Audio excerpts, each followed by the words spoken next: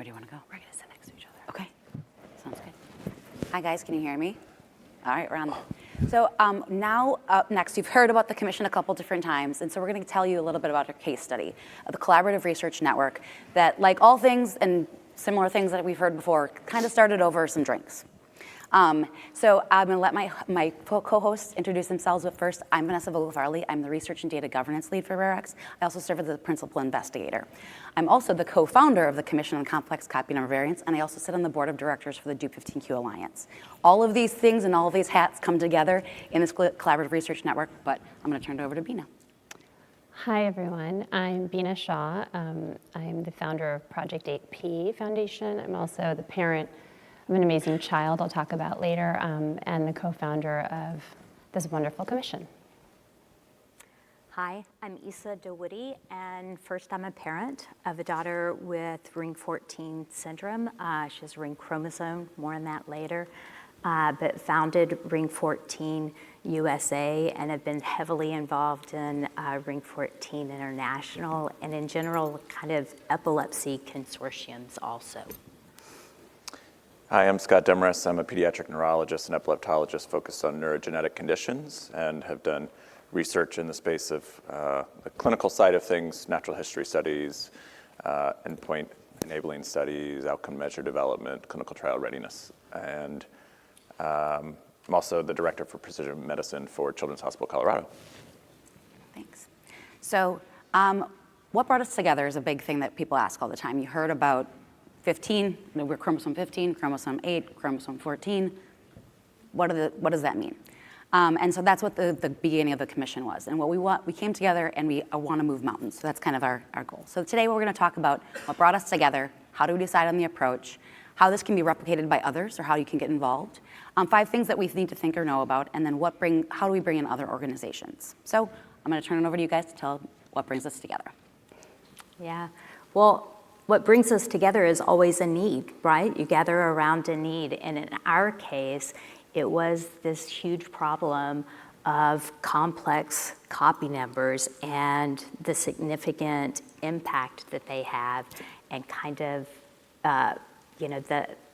the lack of movement in this field. So what brought us together is what we didn't really have in common, or, because we're all disparate, right? But what we're not is monogenic, okay? And so what we saw is all the past going forward, the excitement that we have for all of your organizations that are moving quickly to therapy, that's not happening for us. And so you'll just, okay. Yeah, so what we noticed though amongst ourselves is that our family lives and our children, they're very similar. And our research programs and stuff like that, they have similar challenges. So there was something to be learned about that. But as always, there's usually a child at the heart of one of these initiatives. And so Marie is my daughter. She is ring 14. And early onset epilepsy, diagnosed quickly, unlike a lot of y'all who struggled for a diagnosis because it was 17 years ago and karyotype was the diagnostic tool of the time. And thank goodness, because a ring is actually quite easy to see and has been around forever. But it's been historically, what do we do with it? But when I think, and my husband, by the way, I should tell you this, my husband is an evolutionary biologist. He's a geneticist like many of y'all. And so when she was diagnosed, we were immediately struck with the enormity of the problem. And so we kind of always went into this kind of with this idea that we were helping the next generation. It's a little bit different perspective. But what we saw, what we didn't know with Marie's story is how we would see this gradual decline over time. So not typically neurodegenerative, and yet it is kind of, So she peaked and then she fell. And so when you look at Brendan from DUPE15, our kids, even though different syndromes, like their paths really march together. And Ember, his mother, called me when when Brendan needed a G-tube, because I had just walked down that path a little bit time ago, And so all of our kids kind of look the same. And so we wanted to capitalize on that. Sure. I'm so blessed to have this beautiful daughter, Karina, whose picture you see, who's turning 10 this fall. And when she was born, I feel like her first diagnosis was easy. She was the easy baby. She was my second child. And she didn't do much, so she was easy. Then we had the real diagnosis. It's chromosome 8p, an inversion, duplication, and deletion. And then I kind of couldn't even process what any of those words meant. So my next question was, so what's the treatment? And realized that was a bad assumption. And I had to leave my career and kind of morph into, from investing in startups to becoming a donor to creating a 501c3, which I had no clue about. So here we are together, and I feel really lucky because I think with having an angel like Karina to spread love and give really tight hugs, because that is what she does best, and be able to sacrifice her mother to do something for the greater community. So here we are. Yeah. So with those shared common challenges, we kind of got together and said, well, what can we do to advance complex copy number variants research, clinical care, and that sort of thing? So we brought forward the commission.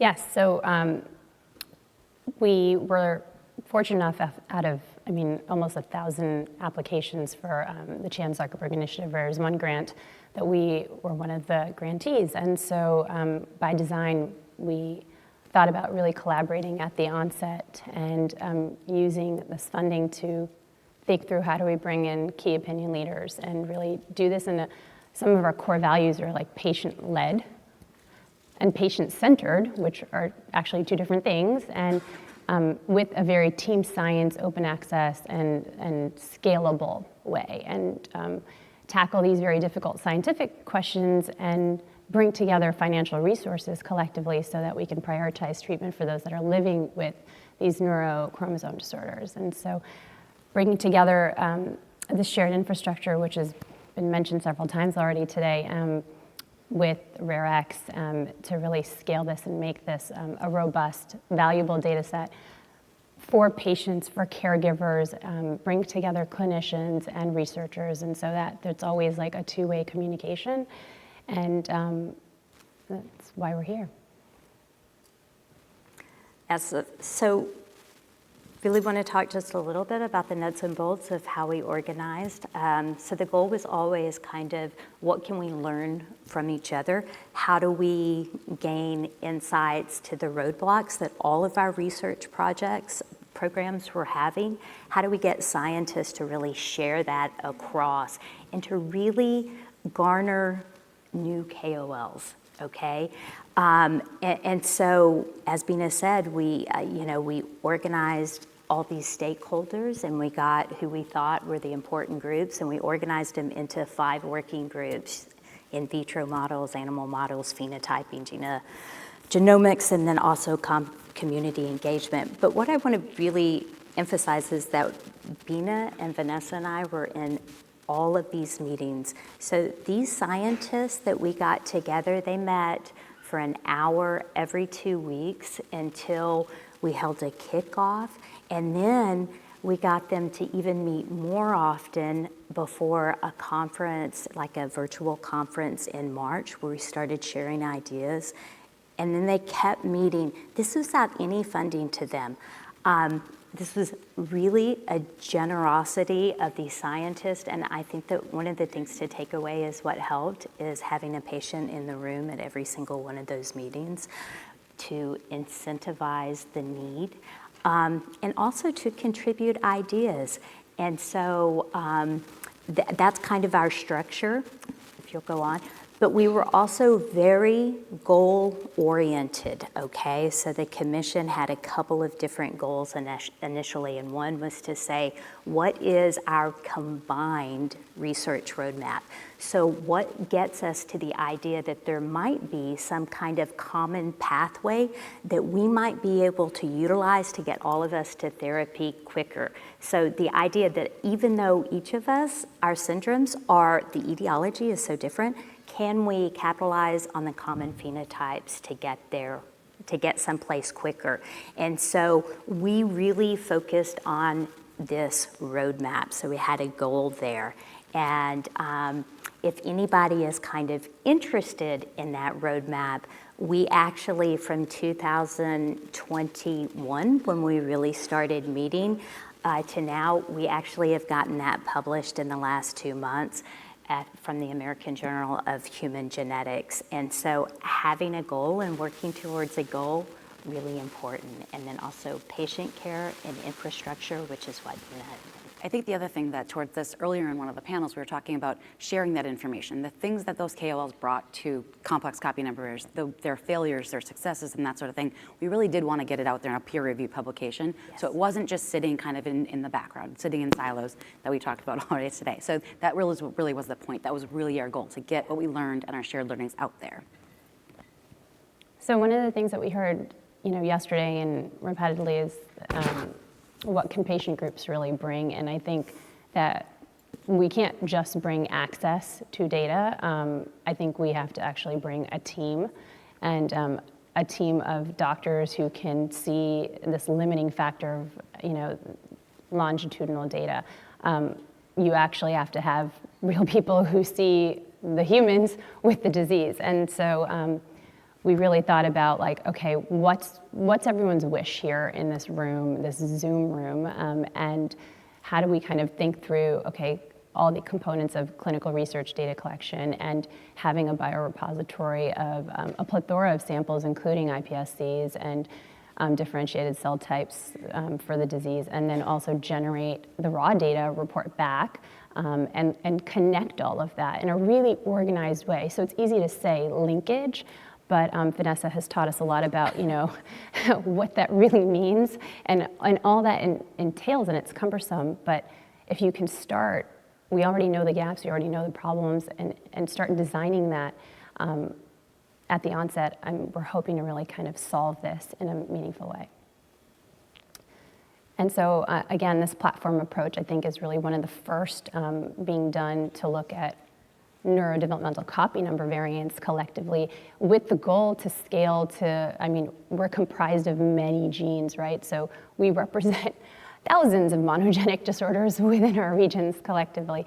And so the hope is that, and this is already being implemented currently, and you can also access a CNV portal that has been done by one of our commission member scientists to really be able to give meaningful insights gene by gene to not only researchers but to physicians that are diagnosing, and hopefully make it an ongoing process, an iterative process where we can continue pushing in data that's open access, frankly. And so that's already built, that's out there, there's a URL for that. And we're really bringing together, you can see all these components, but RareX is the umbrella to be able to make this sustainable, because I think it's, one of the things is we always say okay, what can we wish for, and let's put together a registry. But the sustainability of that and that growth and that longitudinal aspect is extremely difficult for one single patient advocacy group to do. So voila. Yeah, so that's really where the platform approach, so the learnings of all the infrastructure we've created, making sure that's scalable and flexible to include others. So we started it with our CNVs because that was the focus of our grant. We really wanted to make sure that the pipes that we were building were working. We wanted to make sure the types of contracts that you need for the biosample collection or the travel phlebotomist, or the data use agreements with Colorado Children's were used in a way that could be not specific to our groups, but making sure that we can expand that out of that place. We were the guinea pigs. We're the guinea pigs. So yeah. This is, when we talk about RareX, we heard a lot about the patient-reported aspect, because that's really what RareX is, making sure that patients can give their data wherever they are. On this pilot part of this is a patient that they're able to be seen in a clinic, which Scott's going to talk about in a little bit, but also contribute that patient-reported data. The other piece that I really want to talk about too is this is a collaborative project. The commission came together for the 3 groups, but each of us individually have our own research projects. So the Dupe15q Alliance supports research in Dupe15q, and what we're putting together in this platform can support that. So the Dupe15q researchers and clinicians can pull the data out and say, I'm interested in Dupe15q, or I like the biosamples. Because again, we're under that umbrella IRB. All of the things are based upon patient request for my data to be shared anywhere. And that goes for biosamples in our group too. The same thing goes for 8P and Ring 14. They have very robust research programs in their own space, but being able to share this infrastructure and all of the the nuts and bolts the administration they're bringing forward really catapults what we can do in these spaces. So you want to go on to the industry partnerships? Yeah, I just want to say, because we combined together, we were able to host a joint conference to serve all of our families together, and we were able to jumpstart this data collection program so that we could work to collect data across, so that we could do this cross-syndrome analysis as well as individual. And it really was a unique data set, and now we have partnerships with both Illumina and QState. And I guess my takeaway from this is the first meaningful partnership Ring 14 has ever had with industry. And so it was through a collaboration and kind of creating that critical mass, or that, that we can look at all of them together or separately, that created that ability. So, and yeah. Well, the other thing is that when we talk about the data set that we have in the background, so the number of samples we have, where they are, the types of data that are sitting there, every time we talk to another company, they're really interested in it because it's lowering the bar for them to go into another space. Yeah. Because they don't have to find the patients, they don't have to set up a biorepository, they don't have to find the samples, they're already there. And so it's one of those things that's really facilitating a lot of that in the backside. So we talked about patient-reported data. We talked about the conference where we collected a bunch of data. But we talk a lot about natural history studies. We talk a lot about clinical research data. And what we did is we pulled in Scott. So he was on part of our working groups about the phenotyping that was going to happen at Colorado when we were there in person for our conference. And we wanted to take it one step further. As he said, he's the director of precision medicine. We said, well, what do you think about this kind of basket approach? So Charlene had a slide earlier that he already was seeing a bunch of complex copy number variants as well as monogenic conditions. So we looped him in, and he's going to tell you about the structure of his clinic.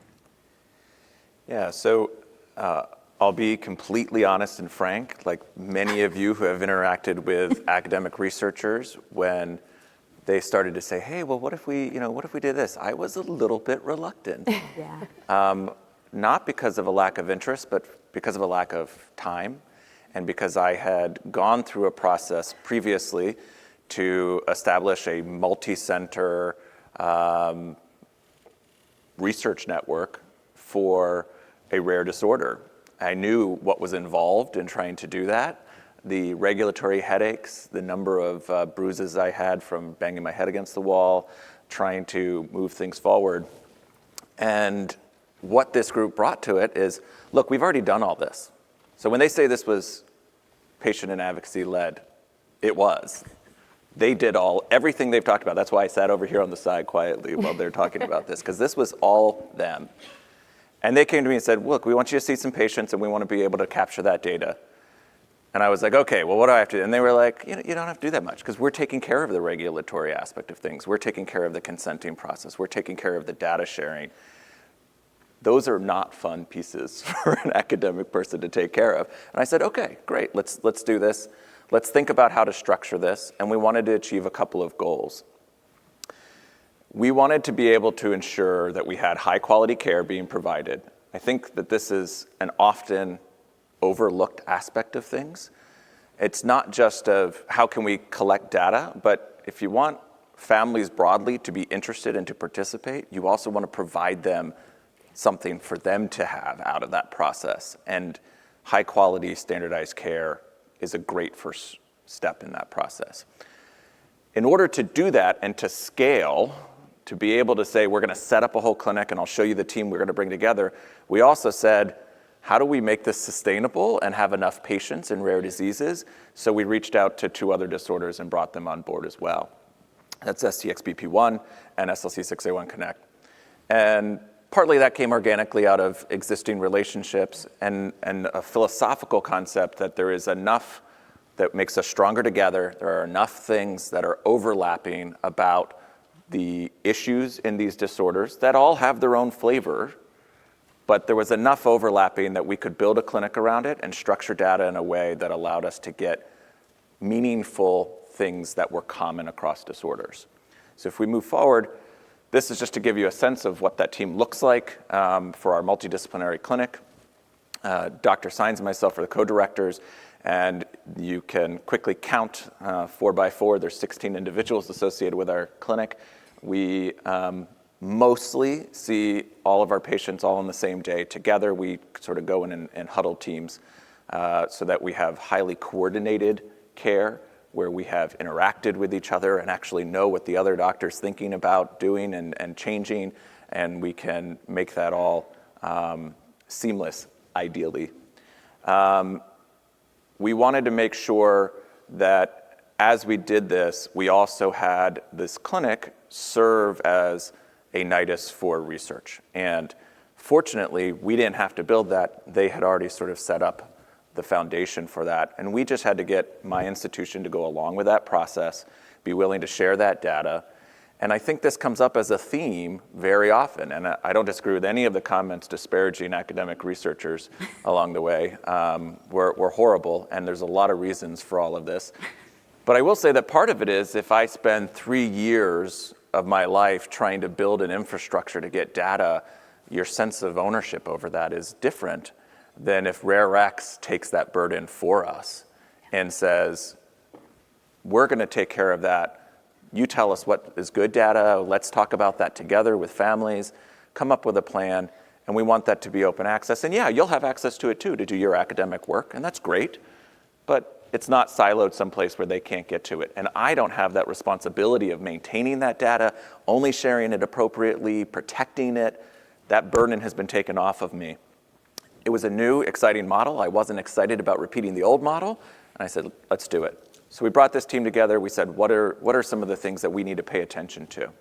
If we go to the next slide.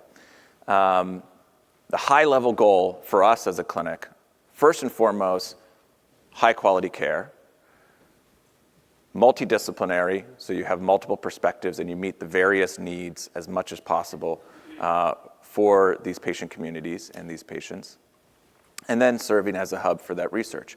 And so when you think about that, you start with structured encounters. This is an often overlooked aspect of things. We talk about wanting clinical data. There's a great deal of haphazard clinical data that exists within medical records. If you start by just saying, let's ask the same questions every time we see one of these patients, let's ask the same issues, let's do the same exam process, you can create structured data elements. It's only a little bit of additional work, actually, to get from there to how do you put it into a database in a meaningful way.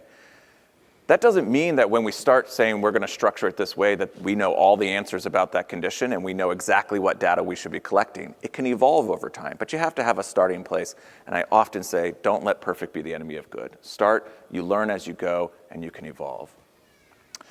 We really wanted to avoid redundancies, both for families, researchers, and clinicians.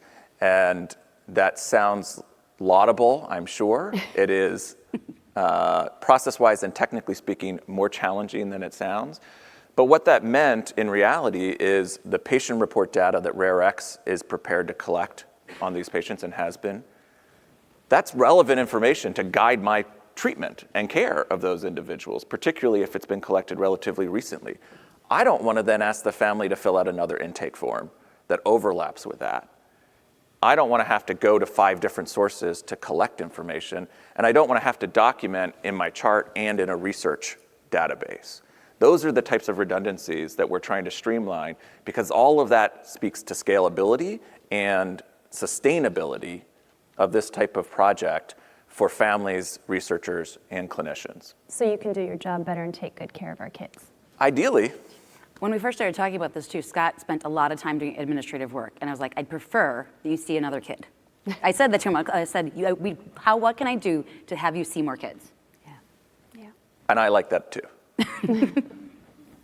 So the last part is really how do we do this in a way that allows us to aggregate the data, but also to build a model about how we can do this in a way that is more sustainable and scalable to be able to be expanded to other conditions, other hospitals, so forth. And that really comes down to linkage between the patient report data, the biosampling process that they had all set up, and the clinician-reported data.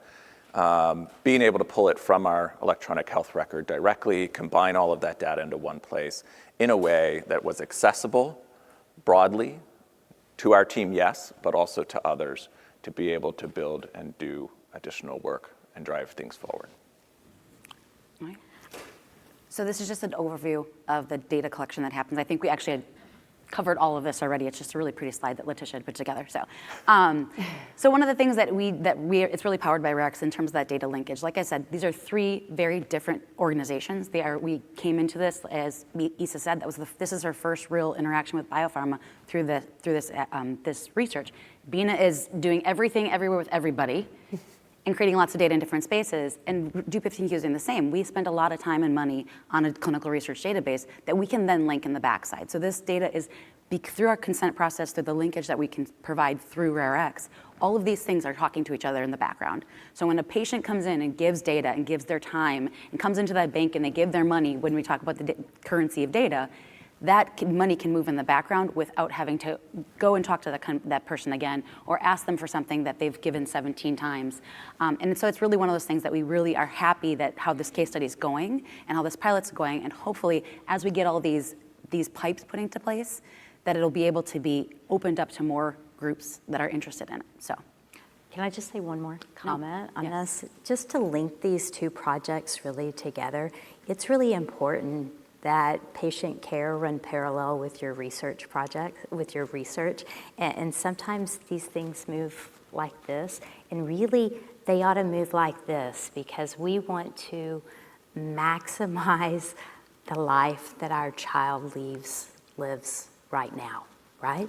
And we want to intervene before we see decline, and we want to capture that. So to be able to link really good clinical care with data is really cool, and it benefits the families and it benefits everybody involved in this circle. All right. Oh, my questions did not come up, but there's a couple of things that first we can open it up to you guys first. I do have prepared questions for the panel, but if there's questions in the audience, we can take those first. All right. Fascinating hearing about those. James O'Brien from Prader-Willi Syndrome International. I'm currently working with IRD, IRC on researching telehealth and working out what benefits there might be to promote more telehealth through government in the future. And it seems that this piece of research fits right into the World Health Organisation definition of telehealth, so thank you. We'll probably write it into our report. I'm interested, it's a bit of a side question really, but with the group you have established at the hospital, the team that the people come to see, are they all in the hospital or are they a virtual group? Are some of them at different hospitals and different places? Those are all providers at our hospital, and our clinic is set up primarily as a in-person clinic. We've discussed telehealth quite a lot, and the opportunities around both telehealth and teleresearch, and we need to be careful about distinguishing between those because there's very different regulatory aspects to it. And I'm going to take that as an opportunity in this room of advocates to say, we need to go to Washington and cut down the state borders for telehealth, and this has to be a priority for rare disease. I can't help somebody in another state because I'm not legally allowed to provide care across state borders in the current circumstances. In the future, I hope we can provide care across country boundaries, let alone states. Amen. Teleresearch, you have some more opportunities there that you can interact that way. There are some limitations, but you can get great data still from teleresearch opportunities. Because we kind of have a clinical first model in the way we've set this up initially, and those limitations around telehealth being provided across state borders, we haven't gone real deep into that, but we've had a lot of conversations, and it's something And we we'd wrote a love grant to- for it. Yeah. We wrote a grant for it that was not funded. If anybody would like to see that grant and possibly fund it, it was towards this kind of goal, but being able to open up with teleresearch in that aspect. So there's a direct clinician researcher interaction, but it was really well highly rated, but somebody else got it. So. And that has to be, because it's research, it has to be funded for the time to do that, because you're not billing for clinical care, right? So my question is about IRBs, and you guys, the organization has its own IRB, and then does the institution also have an IRB? So is there redundancy there? And how do you kind of streamline the IRB process? Yeah. We are working towards providing, again, that model for how to do that. I had an existing broad neurogenetics IRB that I could utilize to sort of get things off the ground, that I didn't have to reinvent the wheel for. We had some redundancy. So goal was reducing redundancies, but we didn't wait until we had no redundancies to do something. Version 1.0 for our clinic, you have to actually be consented separately. InterRareX and we consent when you come to our clinic, just to ensure that we're covered. Version 2.0, which we're working towards setting up right now, is RareX has a single IRB. We actually become a site on their IRB, and they govern the entire process with us as a site.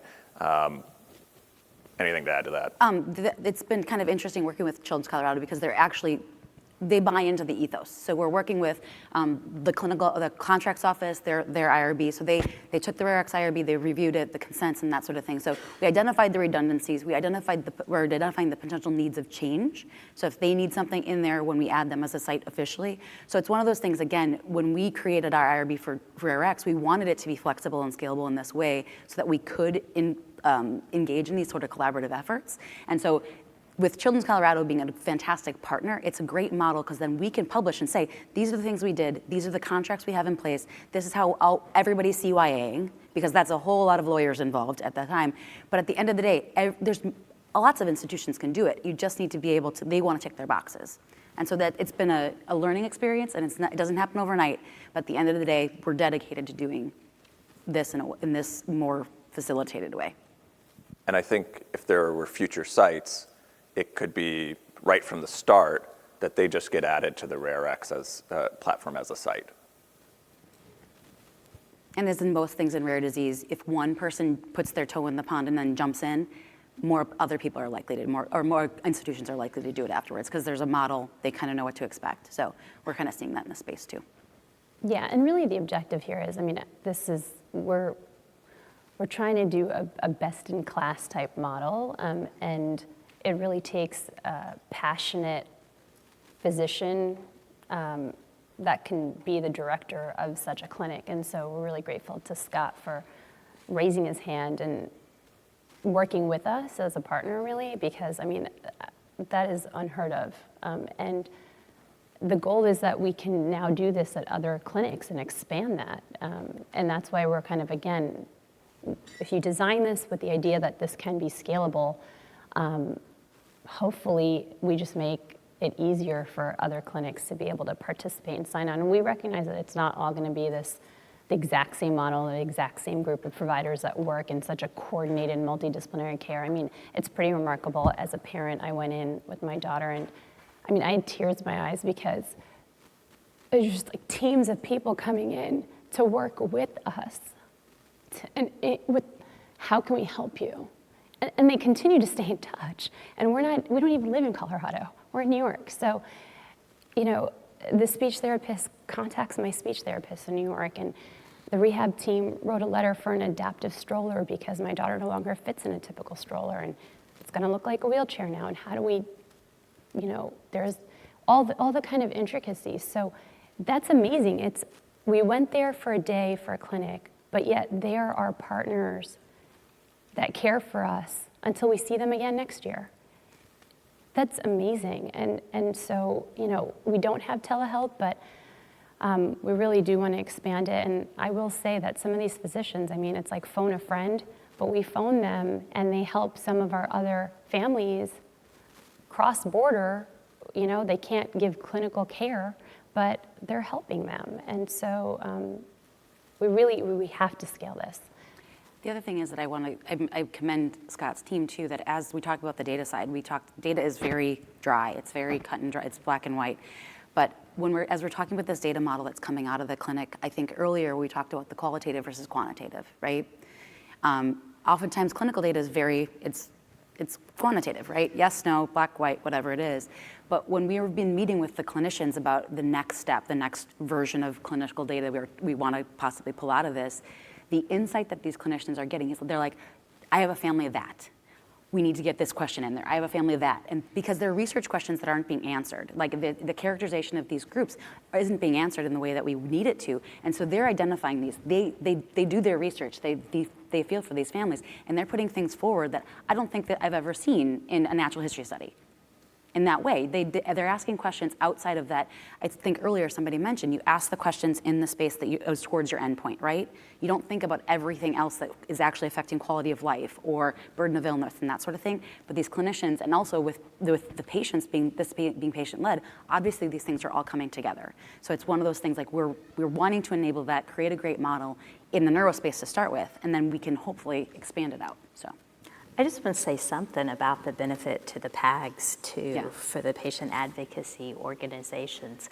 So it's a fantastic clinic, but it also supports 4 different rare syndromes. So it's a collaborative. And so we had to take advantage of the fact that we could cost share the multidisciplinary care clinic because I couldn't support it on my own. Not only could I not support it financially on my own, I didn't have the patient population to support it. So for us to work together allowed us to be able to make sure that his day of clinic is always booked. Right? And we're cost sharing along with that. And so those are just really important aspects. So whenever you're looking at a collaboration, you have to go, where does it make sense to work together? And where does it make sense to go your individual way? And in this case, it really made sense to work together because we were going to collect the same information on each of our syndromes. And I think that's one of the places RareX has been an incredible partner. Yes. You can think about the core data set and within the neurodevelopmental disorders and epilepsies, you have 80, 90%. It's common across the various disorders. Let's get that taken care of. Let's get that captured. And as we learn more about these disorders, gain more experience, we start to then say, these are some interesting, maybe unique, or maybe things that are relevant for this group and that group, but not this one. Let's start to build those in as well. And bringing both the structure and the flexibility to the table is something that RareX has really met us with. And I think builds towards a really powerful future. Yeah. And one of the things like we didn't talk so much about today, the goal, the mission and this vision is like, we want to improve meaningful lives today. And so if we think through that, that's identifying treatments and therapies and whether they're gene-based or small molecules, the data science component and the analytical component of this data set for researchers and a team that we're looking to expand and grow and bring experts in as partners with us is a question that I asked during our Collective Impact Conference last year to a room of over 100 researchers was how many of you have models that give you use that where those models connect to quality, useful data to humans that represent those models. And so there was silence in the room, and it wasn't like, is my internet freezing? Did everybody hear the question? But really, the researchers had a ton of different models, whether they're animal models or in vitro models, but they didn't have quality clinical phenotypic data. They didn't have highly curated data. And so they didn't have longitudinal information. And so they're like, what do you mean? There's humans that mimic this mouse, or there's a real person linked to this zebrafish or this iPSC or this NPC? And and so I'm like, wow, there's like a big wish list here, and like, let us try to fill the gap and help you fulfill that wish list. So we hope to achieve that. Any other questions?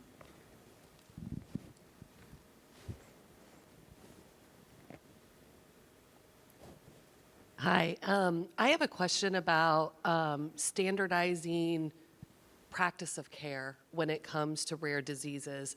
I'm a former genetic counselor. I work in industry now, and we struggle with guidelines from pediatrics to adults.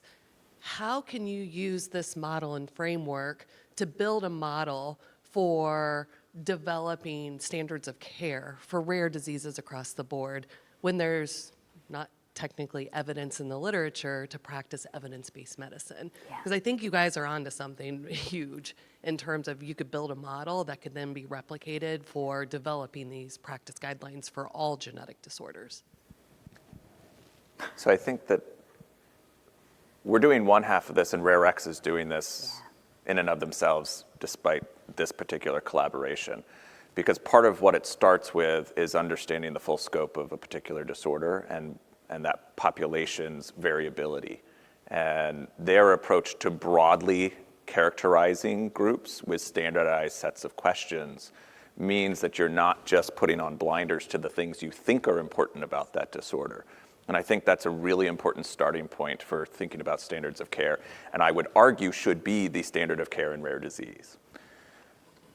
We're trying to do a similar sort of process on the clinical side. We obviously are limited by, we have the time we have with the patient, and there are always constraints within clinical care, but we attempt to bring across that team, we do a little bit of organizational work and say, you're gonna ask these things, you're gonna ask these things, you're gonna ask I'm gonna ask this. Divide up that work so we don't all ask the same set of questions and miss another half of the questions that we should be dealing with and addressing. And that standardization, I think, without any evidence base and without clear guidelines, already improves care because you're actually bringing the issues to the fore rather than missing them because you don't know to ask about them. In the same time, you are creating the evidence to build guidelines as you move forward. Yeah. And if anybody wants to publish on the data, it's all going to be available. So Yes. anybody can publish on the data. There you go. Okay, one last question. Hi, my name's Robin Powers. I'm from Buffalo State. And I guess, I'm sorry, it's not really a question, but I just really wanted to say that I absolutely love the out-of-the-box thinking that I'm hearing here, because I'm a very out-of-the-box thinker, and it's normally very rare that I find people that, I don't know, think kind of the same way that I do, because what you guys have created is just a very beautiful collection of collaboration, and it's just lovely how you guys got it all to work together. Just because, you know, some things are different doesn't mean that we can't just achieve things. So thank you so much for your leadership and for this conference and for all of the wonderful ideas that I've heard. I just wanted to thank you guys so much because it makes me feel like I have a family. You know, so thank you so much. Thank you. All right. I'll say that none of this happens without cocktails. And some Nicki Minaj. And some karaoke. We sing karaoke a lot. But what you're hitting on is that, you know, they say if you want to go faster, go alone. If you want to go further, go together. But if you want to go pretty fast and rather far, then you pick your friends to go with, a small group of people that you really have a connection with, and then you're able to be generous with each other, and that really works, guys. And then once you proof out the model, then you share it with the other groups. So